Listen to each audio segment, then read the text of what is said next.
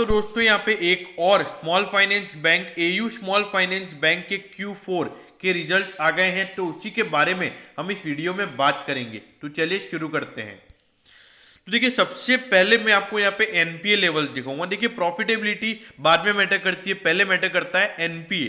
तो देखिए, एनपीए यहाँ पर अगर हम देखेंगे तो वो 4.3% हो गया है, जबकि पिछले क्वार्टर में ये 3.7% था। तो देखा जाए ग्रॉस एनपीए यहाँ पर बड़ा है, जो कि बैंक के लिए आने वाले समय में प्रेशर बन सकता है। लेकिन जो नेट एनपीएस है, मतलब जिसके अंदर हम प्रोविजंस को माइनस कर देते हैं, वो यहाँ पे 2.7% है, जबकि पिछले क्वार्टर में ये 3.3% था। तो कि ये बैंक के लिए अच्छी बात है, जो नेट एनपीएस है वो 2.7% है। लेकिन देखिए, एक इशू यहाँ पर बैंक के लिए वो ये है कि जब तक एनपीए 2% से ज्यादा रहेंगे, वो बैंक के लिए प्रेशर बना रहेगा।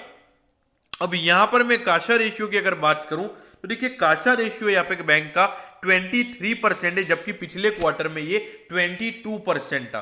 तो देखिए, काशा रेशियो भी इंप्रूव हो रहा है। लेकिन जो इसके कंपटीटर्स हैं, मतलब इक्विटास स्मॉल फाइनेंस बैंक, उसका काशा रेशियो 34% है। तो देखा जाए उसके कंपैरिजन में इसका काशा रेशियो कम है। अब इसके बाद में अगर मैं ऑपरेटिंग प्रॉफिट की अगर बात करूं, अब देखिए ऑपरेटिंग प्रॉफिट क्या होता है। देखिए, पहले बिजनेस है, मतलब बैंक है, बैंक को डिपॉजिटर्स से पैसा मिलता है, फिर बैंक लोन देता है, तो फिर उसके बीच में बैंक को लोन्स के ऊपर इंटरेस्ट मिलता है, फिर उसको डिपॉजिटर्स को लोन, मतलब डिपॉजिटर्स को इंटरेस्ट पे करना होता है। तो उसके बाद में बैंक के पास नेट इंटरेस्ट इनकम निकल कर आती है।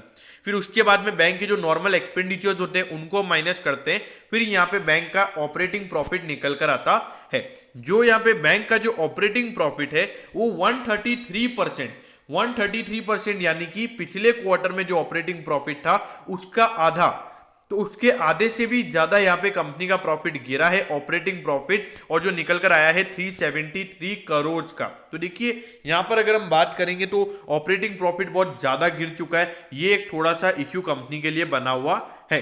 लेकिन देखिए, इसके पीछे की गहराई पे जाना जरूरी है। ऑपरेटिंग प्रॉफिट क्यों गिरा है? तो देखिए, ऑपरेटिंग प्रॉफिट इसलिए गिरा है क्योंकि कंपनी ने अराउंड 95 करोड़ के एम्प्लॉइज को बोनस दिया है। मतलब जो कंपनी के एम्प्लॉइज हैं उनको 95 करोड़ का यहाँ पे कंपनी ने बोनस दिया है। और उसके अलावा जो कंपनी के नॉर्मल ऑपरेटिंग एक्सपेंसेस होते हैं वो अराउंड यहाँ पे 50 से 60 करोड़ ज्यादा हो गए हैं। उसकी वजह से यहाँ पे ऑपरेटिंग प्रॉफिट आपको गिरता हुआ नजर आ रहा है। तो देखिए, ये टेम्पररी है, ये परमानेंट नहीं रहेगा। तो इसी की वजह से यहाँ पे पिछले क्वार्टर के कंपैरिजन में यहाँ पे 64% की गिरावट कंपनी के प्रॉफिट में देखने को मिली है, पिछले क्वार्टर के कंपैरिजन में। और जो total profit at the and जो कंपनी ने कमाया है वो है 168 करोड़ का।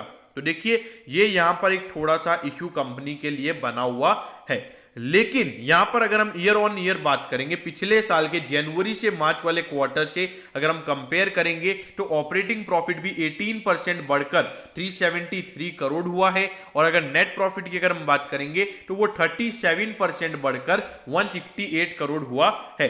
तो वाई वाई यहाँ पर कंपनी के अंदर कोई इश्यू वाली बात नहीं है। ईयर ऑन ईयर कंपनी ने अच्छा परफॉर्म किया है, लेकिन क्वार्टर ऑन क्वार्टर यहाँ पर आपको ऐसा लगेगा कि रिजल्ट नेगेटिव है। लेकिन देखिए, अभी फाइनेंशियल ईयर एंड हुआ है, तो इस वक्त एम्प्लॉइज को थोड़ा बोनस वगैरह देना पड़ता है। तो ये आपको हर साल ऐसे इश्यू नजर आते हैं। तो इसीलिए ये जो लास्ट क्वार्टर होता है इसको ईयर ऑन ईयर बेसिस पर आपको कंपेयर करना चाहिए, जिससे आपको आइडिया लग जाता है कि कंपनी ने पिछले साल के मुकाबले कैसा परफॉर्म किया है। अब यहां पर जो कंपनी का अर्निंग पर शेयर है वो 38.19 निकला है, और जबकि पिछले साल ये 22.78 था। मतलब अराउंड अगर इस बार परसेंटेज वाइज अगर हम बात करेंगे तो अराउंड यहाँ पे 50 से 60% कंपनी का अर्निंग पर शेयर बढ़ा है। लेकिन देखिए दोस्तों, यहाँ पर जो कंपनी का अराउंड पूरे साल का जो प्रॉफिट अराउंड 1100-1200 करोड़ का जो कंपनी का टोटल प्रॉफिट है, उसके अंदर से कंपनी का 571 करोड़ का प्रॉफिट कंपनी ने जो आवाज फाइनेंशियर्स के अंदर स्टेक बेचा था उसका है। मतलब 571 करोड़ का प्रॉफिट उनको आवाज फाइनेंशियर्स के अंदर स्टेक बेचने से मिला था। तो ये आपको पता होना चाहिए। तो 600 करोड़ का प्रॉफिट इनको मेन जो इनका कोर बिजनेस है बैंकिंग का, उससे मिला है। तो देखा जाए 600 करोड़ के हिसाब से इतना अर्निंग पर शेयर नहीं बढ़ा है। तो यहाँ पर वो आवाज फाइनेंशियर्स के अंदर इन्होंने जो स्टेक बेचा है उससे आपको इतनी अच्छी खासी प्रॉफिटेबिलिटी यहाँ पर बढ़ती हुई नजर आई है। अब देखिए 33,578 करोड़ का मार्केट कैप है, इंडस्ट्री का पी 32 का है और आपको 29.88 के प्राइस टू अर्निंग रेशियो पर मिल रहा है। देखिए अर्निंग पर शेयर 36 का है, जो कि अब मैंने आपको क्या बताया 38.19 हो गया है, तो जिससे इसका प्राइस टू अर्निंग रेशियो भी अराउंड 27 या 28 टाइम्स निकल कर आता है। तो वैल्यूएशन पॉइंट ऑफ व्यू से कुछ इश्यू वाली बात नहीं है, एक अच्छे वैल्यूएशन पर मिल रहा है। और मेन बात क्या है, एक बिजनेस ने, एक स्मॉल फाइनेंस बैंक ने बहुत अच्छी ग्रोथ दिखाई है अगर हम पिछले कुछ साल की बात करें तो। अब ये देखिए क्या ग्रोथ दिखाई है, क्या मार्वलस ग्रोथ इसने यहाँ पर दिखाई है। अब देखिए यहाँ पे हर साल इसके रेवेन्यूज में अच्छी खासी ग्रोथ है, और ये पिछले 2-3 साल तो आप देखोगे कि ये कैंडल देखिए आप, क्या आप 30 तरीके से कंपनी का रेवेन्यू बढ़ा है, और प्रॉफिटेबिलिटी पे भी अगर आप नजर डालोगे तो अच्छी खासी प्रॉफिटेबिलिटी यहां पर बढ़ी है। लेकिन जो 2021 है उसके अंदर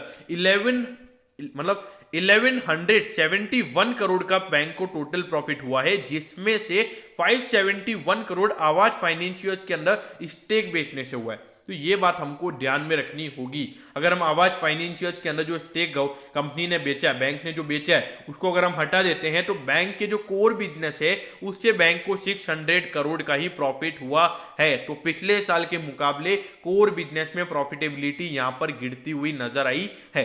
लेकिन देखिए लॉन्ग टर्म व्यू, जैसे कि मैंने आपको बताया प्रॉफिटेबिलिटी मेन गिरने का कारण क्या है, क्योंकि एम्प्लॉय बेनिफिट एक्सपेंस यहाँ पे 100 करोड़ था वन, फिर उसके बाद में 50 करोड़ ऑपरेटिंग एक्सपेंस ज्यादा हुए, तो उसकी वजह से यहाँ पर प्रॉफिटेबिलिटी थोड़ी सी गिरी है। अब यहाँ पे देखिए आज एयू स्मॉल फाइनेंस बैंक का जो शेयर था वो 2% डाउन था। तो देखा जाए तो अभी 1354 का इसका हाई है, और ये अभी आपको 1124 के प्राइस पे मिल रहा है। तो अगर हम इसको देखा जाए तो अराउंड 230 रुपीज के डिस्काउंट पे ये शेयर अभी मिल रहा है। तो परसेंटेज वाइज अगर हम बात करेंगे तो 15-16% का करेक्शन ऑलरेडी स्टॉक में हो चुका है। लेकिन देखिए दोस्तों, मेरे ख्याल से पहले एयू स्मॉल फाइनेंस बैंक मतलब एक तरीके से देखा जाए तो एक लीडर हुआ करता था। उज्जीवन स्मॉल फाइनेंस बैंक में इतना कुछ अच्छा रोल है नहीं, और उसके बाद में जो इक्विटा स्मॉल फाइनेंस बैंक आया है तब से एयू स्मॉल फाइनेंस बैंक में हमको प्रेशर देखने को मिल रहा है। देखिए अगर आप देखोगे एयू स्मॉल फाइनेंस बैंक और इक्विटास को, तो इक्विटास का काशा रेशियो भी 34% है, उनके एनपीएस भी 2% से कम है, जबकि एयू में 2% से ज्यादा है। तो देखा जाए तो वहां पे इक्विटास ज्यादा फेवरेबल लगता है as compare to AU small finance bank. और एयू स्मॉल फाइनेंस बैंक बहुत भाग भी चुका है, तो हो सकता है वैल्यूएशन पॉइंट ऑफ व्यू से यहाँ पे थोड़ा सा प्रॉफिट बुकिंग आ सकता है, और इक्विटास में यहाँ से थोड़ा पैसा जा सकता है, क्योंकि जो ग्रोथ ये इतने कुछ सालों से दिखा रहा था वो ग्रोथ इस साल यहाँ पर रुकती हुई नजर आई है, जो कि कंपनी के लिए एक नेगेटिव सेंटीमेंट बन सकता है। लेकिन हाँ, जो लोग यहाँ पे इन्वेस्टेड है अब उनको क्या करना चाहिए, देखिए स्मॉल फाइनेंस बैंक के ग्रोथ यहाँ पे बहुत नजर आ रही है, इनकी लगातार नई नई ब्रांचेस खुल रही है। कंपनी ने 27 नई ब्रांचेस खोली इस फाइनेंशियल ईयर में, तो वो एक बहुत अच्छी बात है। देखिए जितनी ब्रांचेस खुलेगी उतना कंपनी का रेवेन्यू बढ़ेगा, उतनी कंपनी की नेट इंटरेस्ट इनकम बढ़ेगी, वो एक अच्छी बात है। तो देखा जाए यहाँ पर एयू स्मॉल फाइनेंस बैंक आने वाले समय में अच्छा परफॉर्म कर सकता है, इसमें कोई दो राय वाली बात नहीं है। लेकिन कंपटीटर्स की अगर हम कंपेयर करें इक्विटास की, तो यार मुझे पर्सनली यहाँ पे इक्विटास ज्यादा बेटर परफॉर्मर लगता है, कि आने वाले समय में इक्विटास ज्यादा बेटर परफॉर्म कर सकता है as compare to AU small finance bank. देखिए ये मेरा पर्सनल ओपिनियन है, मैं गलत भी हो सकता हूं, इसीलिए अपने फाइनेंशियल एडवाइजर की एडवाइस लेकर ही काम करें। Okay, thank you, have a nice day.